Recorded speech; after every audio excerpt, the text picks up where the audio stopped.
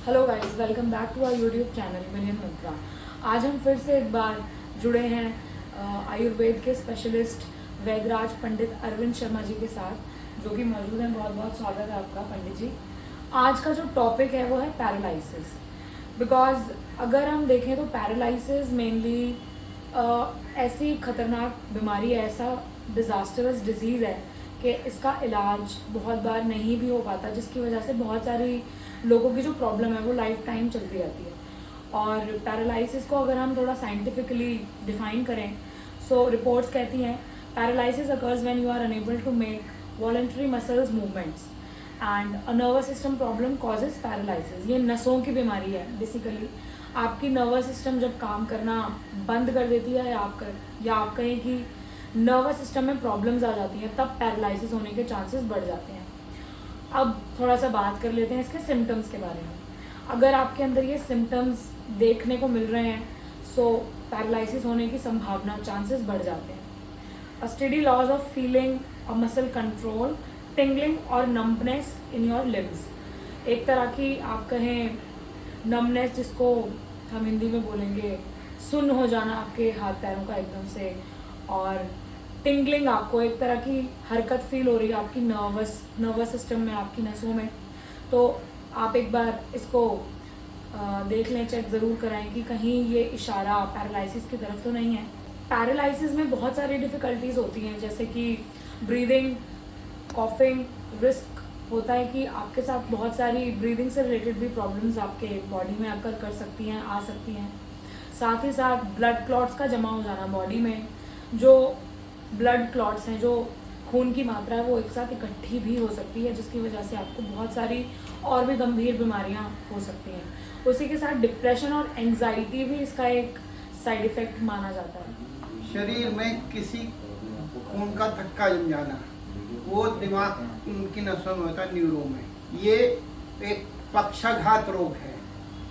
ये एक किसी भी अंग पे हो सकता है, आधा शरीर भी हो सकता है, फेस पे भी हो सकता है, टंग पे भी इसका असर जा सकता है, हार्ट पे भी इसका असर जा सकता है, और मेनली जो है हाथ पैर पे इसका ज़्यादा असर आता है। ओके क्योंकि हाथ पांव चलना जरा मुश्किल हो जाता है जी। और इसमें भय, त्रास, शोक और ईर्ष्या, ये दिमाग से जो उपज होती है उससे इसका कारण माना गया है। आप क्या कहना चाहेंगे इस पर?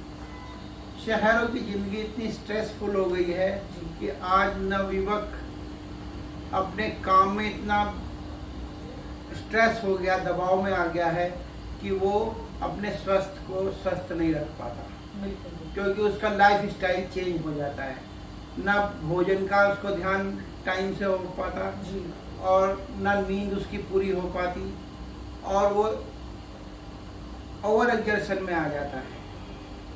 रात में काम करने का भी इसका एक कारण आता है कि रात में ज़्यादा स्ट्रेस हो जाता है, जिससे ये खतरा बढ़ जाता है। हृदय रोग में भी इसको देखा गया है, कोलेस्ट्रॉल में भी इसको देखा गया है, जहाँ नसों में ब्लॉकिंग आता है और नसें फूल जाती हैं, वहाँ फ्लक्चुएशन हो जाता है, थक्का जम जाता है और खून का दौरा नहीं होता, उस अंग में पैरालिसिस हो जाता है। इसको तुरंत कवर करने के लिए रोगी को मानसिक चिकित्सा जरूरी है, सांत्वना देनी कि आप ठीक हो जाएंगे, उसका मॉरल सपोर्ट करना बहुत जरूरी है, और उसको दवाइयों की तुरंत व्यवस्था करनी चाहिए, इमरजेंसी ट्रीटमेंट तुरंत लेना चाहिए, ताकि नर्वस सिस्टम में खून का दौरा चले और दिमाग की शांति हो।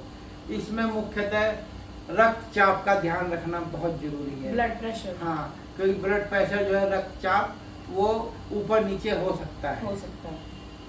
क्योंकि अगर आपके आसपास भी, आपके एक्सपीरियंसेस में कोई भी ऐसा, आपकी फैमिली मेम्बर्स में से या दोस्तों में से कोई भी ऐसा पेशेंट हो जिन्हें कभी ना कभी लाइफ में ऐसे एक्सपीरियंसेस देखने को मिले हों, तो वो इस बात को बहुत अच्छे से समझ सकते हैं कि इस केस में मेनली आपको पेशेंट को मेंटली बहुत सपोर्ट करना पड़ता है, क्योंकि एक टाइम के बाद में उनकी स्टेबिलिटी ऑलरेडी कम है, तो मेंटल तरीके से तो आप उनको स्टेबलाइज कर ही सकते हैं, ये होता है। और अगर साइंटिफिकली देखा जाए तो इसका कोई सफल इलाज नहीं है, पर जैसा कि आयुर्वेद हमेशा से हमारे हिंदुस्तान में आयुर्वेद हमारी एक तरह से आप समझ सकते हैं कि शान मानी जाती है। इसके अंदर बहुत सारे उपचार, बहुत सारी चीज़ें ऐसी बताई गई हैं जो कि पैरालिसिस में मदद ही नहीं करती हैं, बल्कि उसको कहीं ना कहीं बहुत हद तक ठीक करने का दावा भी आयुर्वेद में किया गया है। तो आइए जानते हैं क्या हैं वो चीज़ें, क्या हैं वो उपचार। आयुर्वेद चिकित्सा में जो पक्षाघात का इलाज है जी। पहले वो मन की चिकित्सा है। मन को शांत रखना बहुत जरूरी है, जिससे कि रक्तचाप को नियंत्रित किया जा सके। दूसरा है जो मन से चलेगा वो हृदय पे भी उसका असर जाएगा, तो इसलिए हृदय की जो कार्रवाई है वो सामान्य रहनी चाहिए, उसमें ईसीजी वगैरह का सही रहना चाहिए, ताकि सर्कुलेशन पूरी शरीर में सामान्य बन सके। और दूसरा यह है कि एक्सरसाइज, हल्की एक्सरसाइज, डीप ब्रीथिंग करना बहुत ज़रूरी है, और इसमें मेडिटेशन का बहुत बड़ा रोल है, क्योंकि जब शांति होगी दिमाग में तभी आगे कुछ सफलता मिल पाएगी। जी, बहुत ज़रूरी है कि आप अपनी मेंटल स्टेट को सबसे पहले स्टेबल रखें, या अपने आसपास जो भी आपके पेशेंट हैं, जो भी मरीज़ है, जिनके लिए भी आप ये उपचार, ये वीडियो देख रहे हैं, उनकी मेंटल स्टेट का ध्यान रखना बहुत ज़रूरी है, क्योंकि उसी से ही जो उसका इफ़ेक्ट है जो सकता है रोगी के हार्ट के ऊपर, और उसी के साथ साथ और भी बीमारियां जो है वो जगह ले सकती हैं। तो अब जान लेते हैं कि कौन सी ऐसी औषधि है, कौन सी ऐसी चीज़ें हैं हमारे आयुर्वेद के हिसाब से जो लाभदायक होती हैं, फ़ायदेमंद होती हैं पैरालिसिस जैसे खतरनाक रोग के लिए।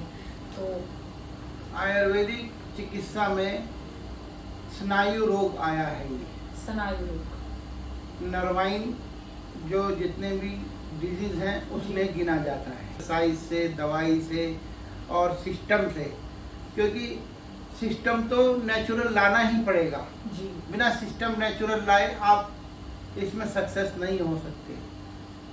बिल्कुल। और रोगी को जो डिजीज है पुरानी, उनको देखते हुए इसका इलाज किया जाता है, जैसे शुगर है, हार्ट है, और ब्रेन का कोई रोग है, ब्रेन स्ट्रोक वगैरह। जी जी जी। इसमें बहुत वो कारण बन जाते हैं, और वायु की प्रधानता होती है, वायु को कंट्रोल रखना बहुत जरूरी है। तो ये थी वो सारी चीज़ें जो आप पैरालिसिस के जो रोगी हैं, जो पेशेंट्स हैं, उनके साथ आपको ध्यान से और बहुत ही ज़्यादा आराम से उनका जो उपचार है वो आगे की ओर लेकर चलना होता है, जैसा कि अभी वैद्यराज जी ने बताया। क्योंकि सबसे पहली चीज़ तो ये कि बीमारी आती बहुत तेज़ी से है, लेकिन जाने में बहुत इसको समय लगता है, और समय के साथ ठीक उपचार करना भी बहुत ज़रूरी है। तो ऐसे कुछ नुस्खे आप बताएंगे कि नुस्खे हैं, जैसे योगेंद्र रस है, योगेंद्र रस, बृहद चिंतामणि रस है, रसराज रस है, एकांग वीर रस है, और स्वर्ण समीर पन्नग रस है। ये शास्त्रीय दवाइयाँ हैं। ओके, बलारिष्ट है, बलारिष्ट, अश्वगंधारिष्ट है, और दशमूलारिष्ट है, जो वायु रोगों में कंट्रोल करता है वायु को। और इसमें जो आता है माख बलादि क्वाथ, जो ग्रंथ का है, जिसमें उड़द का प्रयोग है, वो इसमें बहुत अच्छा कारगर है, लेकिन वायु की प्रधानता वो देखते हुए उसमें हींग और सेंध नमक का कम मात्रा में प्रयोग करके तब उसको दिया जाता है। एक बार में माख बलादि क्वाथ दिया जाता है, उसमें काफ़ी सारी दवाइयाँ हैं, वो क्लासिकल ग्रंथ का योग है, ऑथेंटिक ऋषि मुनियों का। और गाइस एक चीज़ आपको बता दें कि ये जो रेमेडीज़, ये जो दवाइयाँ और ये जो चीज़ें हम आपको बता रहे हैं, ये आयुर्वेद का वो ट्रेजर है, वो खजाना है, जो कि बहुत लिमिटेड लोगों को इसका नॉलेज होता है। ये हमारी खुशकिस्मती है कि वैद्यराज अरविंद शर्मा जी हमारे साथ अपना कीमती समय निकाल कर आए हैं, और हम ये वीडियो इनके सानिध्य में बना रहे हैं। तो ये अपने आप में एक बहुत बड़ी उपलब्धि है, क्योंकि इतना ज्ञान और इतना सच्चा ज्ञान आपको आज के समय में मिलना बहुत मुश्किल होता है। तो ये थी हमारी आज की इन्फॉर्मेशन, आज की पैरालिसिस से रिलेटेड आयुर्वेदिक आपके लिए इन्फॉर्मेटिव वीडियो।